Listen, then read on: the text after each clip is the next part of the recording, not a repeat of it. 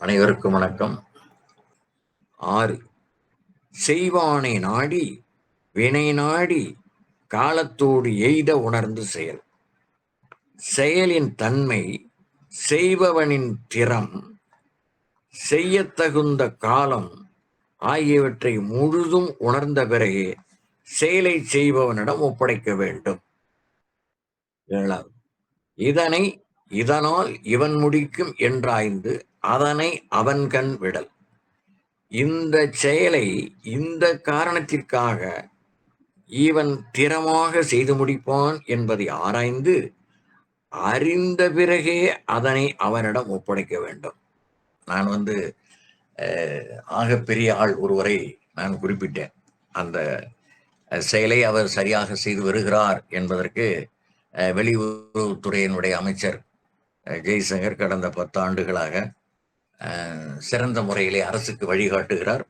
மற்ற 193 நாடுகளுடைய செயல்பாடுகள் அனைத்தும் அவருக்கு மனப்பாடமாக இருக்கின்றன. அந்த நாட்டினுடைய பெயரோ கூடியோ வைத்துக் கொள்ளக்கூடாது. அந்த நடப்பு நம்மிடம் நமக்கும் அவர்களுக்கும் எந்த அளவுக்கு நட்பு இருக்கிறது, யாரெல்லாம் நம்மை விட்டு நட்பு நிலையிலிருந்து விலகுகிறார்கள் அல்லது கடுமையாக பேசுகிறார்கள், எப்படி கூடுதலாக வரி விதிக்கலாம் என்று பார்க்கிறார்கள், நாம என்ன மாதிரி செய்கிறோம் என்கிற அத்தனை தரவுகளையும் அவர் கையிலே வைத்துக் கொண்டிருக்கிறார்.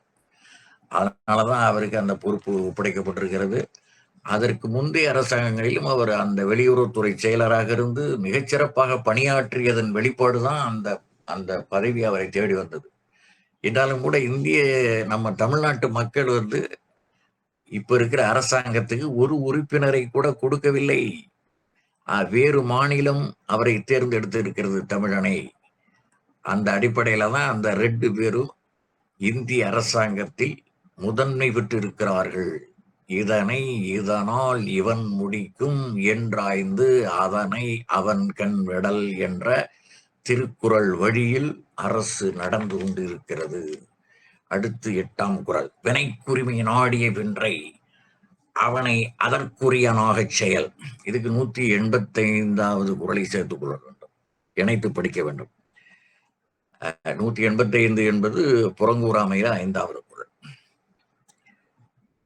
செயலை செய்ய தகுதி உடையவன் என்பதை தேர்ந்து தெரிந்த பிறகு அந்த செயலுக்கு அவனையே முழு பொறுப்பாக்கி விட வேண்டும், முழு பொறுப்பாளியாக ஆக்கிவிட வேண்டும்.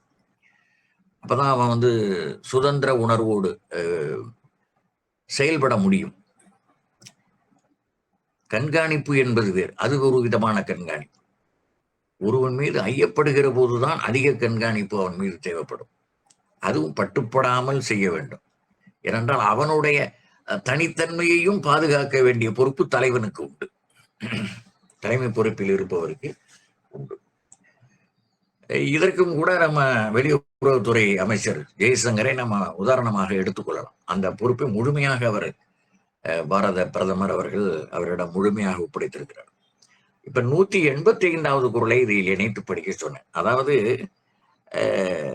அறம் சொல்லும் நெஞ்சத்தான் அன்மை புறஞ்சொல்லும் புண்மையால் காணப்படும்.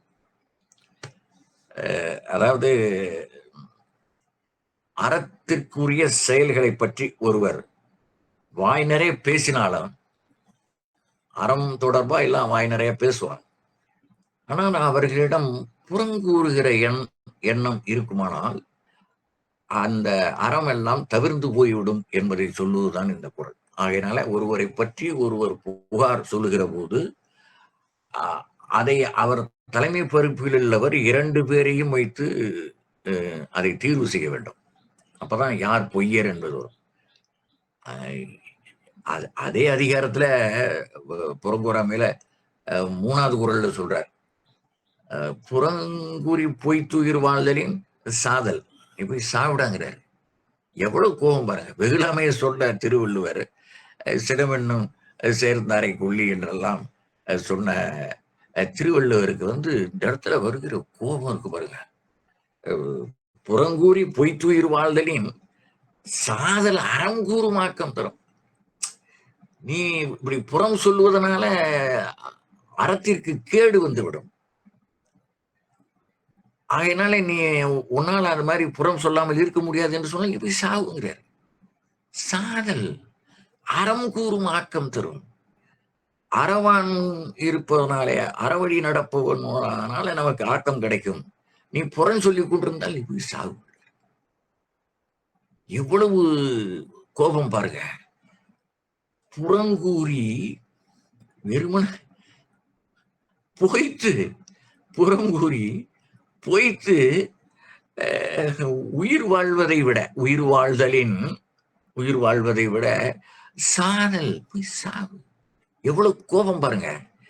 புறங்கூறி இதெல்லாம் படிச்சா புறம் சொல்லுவானே அவனாவது?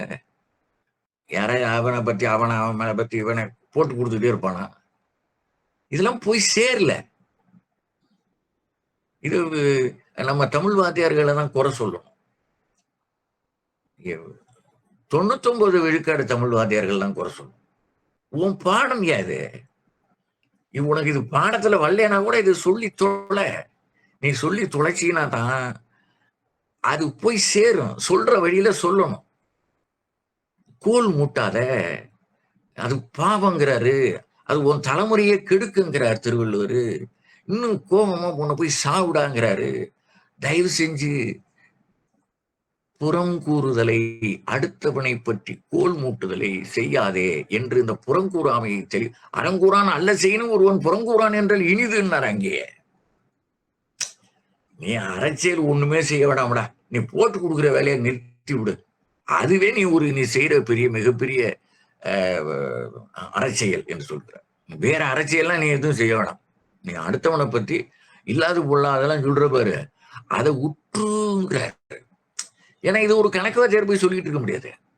இது ஒரு அறிவியல் ஆசிரியர் சொல்ல முடியாது. தமிழ் வாத்தியார் தான் சொல்லணும். உனக்கு பாடத்திட்டத்துல இல்லைன்னா கூட நீ வேறு கிளைக்கதைகள் சொல்லுகிற போது இதை சரியான முறையிலே ஆழ பதிக்க வேண்டும். புறங்கூறி பொய்த்து உயிர் வாழ்தலின் சாதல் அறம் கூறும் ஆக்கம் தரும். எப்படி சொல்றாரு வர? வினைக்குரிமை நாடி, இன்னைய குரல், வினைக்குரிமை நாடிய பின்றை அவனை அதற்கு உரியவனாக செய்யல். அவன் நல்லா வேலை பார்க்கிறான்னா அவனை சுதந்திரமா விடு, அவங்கிட்டே கொடுத்துருக்கிறார், ஒப்படைச்சிரு. அவனை அதற்கு உரியவனாக செய். முழு பொறுப்பு அவன்கிட்ட கொடுத்துரு. எப்போவாச்சும் நீ கண்காணிச்சா போதும். அந்த கோப்புகள் எல்லாம் கொண்டா பார்ப்போம் அப்படின்னு எப்போவாது பார்த்தா போதும். அவனை முழு சுதந்திரமா விடு என்று வினைக்குரிமை நாடிய பின்றை, வினைக்கு உரிமை நாடிய பின்றை அவங்கிட்ட அந்த அந்த வேலையை செய்யணும் கொடுத்தாச்சு. என்னப்பா ஆச்சுன்னா எல்லாம் முடிஞ்சிருச்சுங்க, எல்லாம் கிளீனா இருக்கு, எல்லாம் சரியா இருக்கு. அவங்க பாக்குறப்போ நன்று நன்று இப்படிதான் இருக்கணும் அப்படின்னு சொல்ற அளவுக்கு அவன் செய்யறானா, அவனை அதற்கு உரியவனாக செய். அந்த வெளியுறவுத்துறையை அவன்கிட்டே கொடுத்துரு, மாற்றவே மாட்டாதே. அவன் தான் சரியா ஹேண்டில் பண்ணுவான், வேற ஆளால இந்த செயலை செய்ய முடியாது என்று சொல்லுகிறார். வினைக்கு உரிமை நாடிய பின்றை, வினைக்கு உரிமை நாடிய பின்றை அவனை அதற்கு உரியவனாக செயல். எவ்வளவு அழகு, எவ்வளவு அழகு.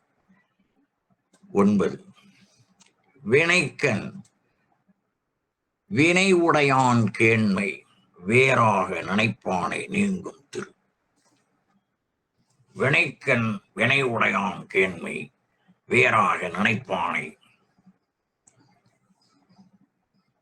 வினைக்கண் வினை உடையான் கேண்மை வேறாக நினைப்பானை நீங்கும் திரு. திரு நீங்கும். அந்த சந்தேகப்பட்டுக்கிட்டே இருந்தீங்கன்னா, ஒருத்தங்கிட்ட ஒரு பொறுப்பை படிச்சுட்டு சந்தேகப்பட்டுக்கிட்டே இருந்தீங்கன்னா, அந்த ஆட்சியாளனுக்கு அல்லது அந்த நிர்வாகத்தின் தலைமை பொறுப்பில் இருப்பவனுக்கு கேடுகள் வரும் என்று சொல்லுகிறார்.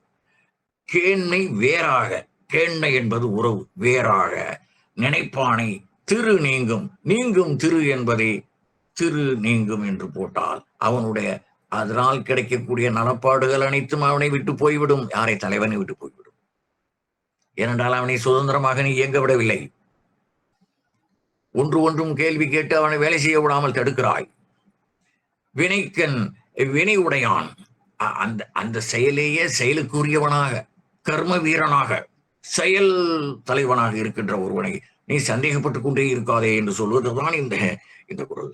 தாமாகவோ பிறர் சொல் கொண்டோ தக்கான் அல்லன் என்று நினைத்து விடாதே.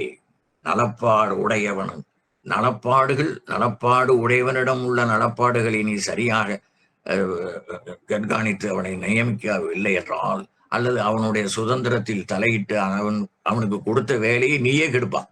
அப்படி கெடுத்தால் உறவு கெடும், அதனால செயல்பாடுகள் கெடும். வினைக்கண் வினை உடையான் கேண்மை வேறாழ நினைப்பானை நீங்கும் திரு நீங்கும். குறள் 10. நாடோறும் நாடுக மன்னன் வினை செய்வான் கோடாமை கூடாது உலகு. இதற்கு 1038 1039 உழவு அதிகாரத்துல 8வது 9வது குறள்களை இணைத்து படிக்க வேண்டும். நாடுபுறம் நாடு, ஏனென்றால் ஒரு நாட்டினுடைய உயிர் வேளாண்மை.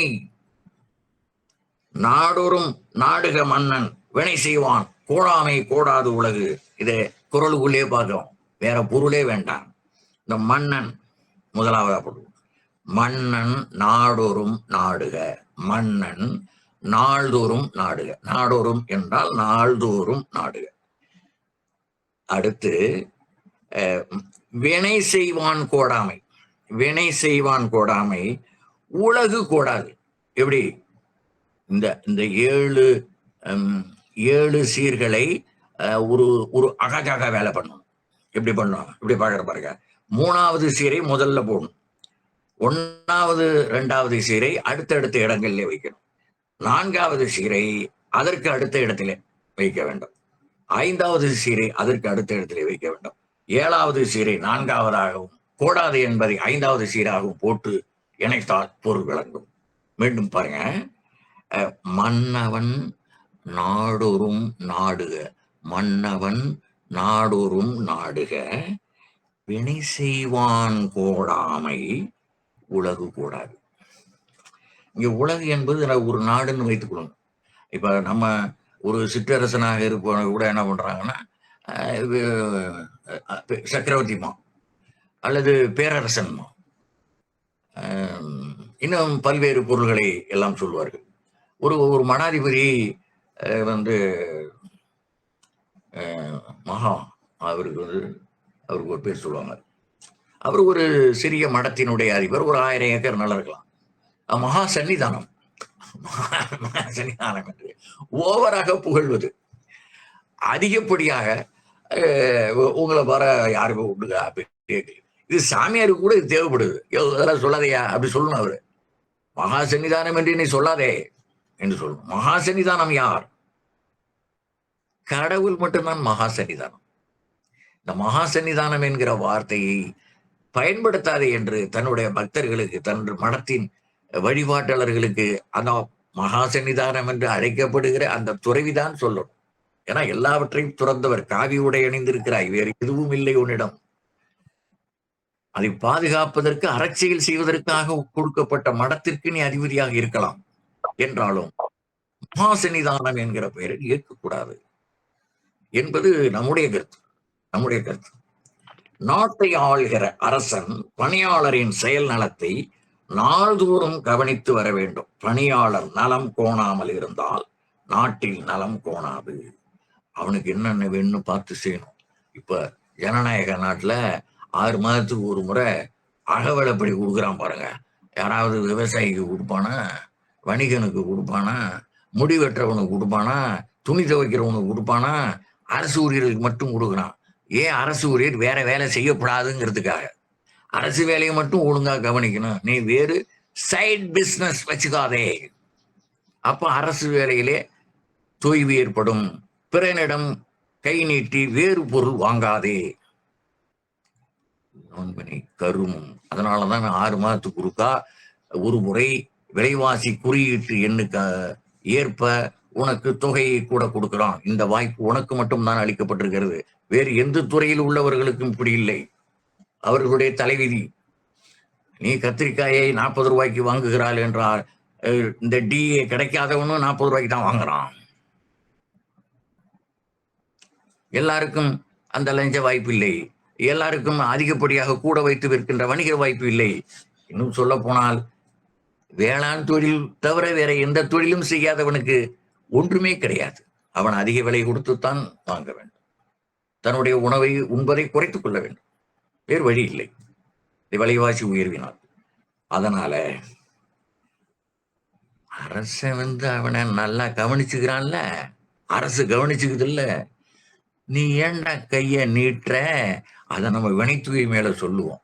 வினை தூய்மை, வினை திட்பம், வினை செயல் வகையில இதை அப்படியே விரிவா பார்க்க போறோம். 3 அதிகாரத்துல நாள்தோறும் நாடுக மன்னன் வினை செய்வான், கோடாமை கோடாது உலகு என்பதை அந்த குரல் மூலமாகவே நாம் பார்க்கலாம். செயலாற்றுமோனை தலைவன் நாள்தோறும் கண்காணிக்க வேண்டும். ஏனெனில் செயலாற்றுவான் செயலிலேயே உலகின் செம்மை அடங்கியுள்ளது. அது எதுக்கு இப்படி சொல்றாருன்னா, ஒற்று தூது எல்லாமே அவனுடைய அங்கம் தானே, அவனுடைய உறுப்புகள் தானே, ஆட்சியாளனுடைய உறுப்புகள் தானே. உடனடியாக அன்றன்று அந்த செய்திகள் தரவுகள் அவனுக்கு கிடைத்துக் கொண்டே இருக்க வேண்டும். அதைத்தான் இவர் இங்கே கண்காணிக்க வேண்டும் என்று சொல்லுகிறார்.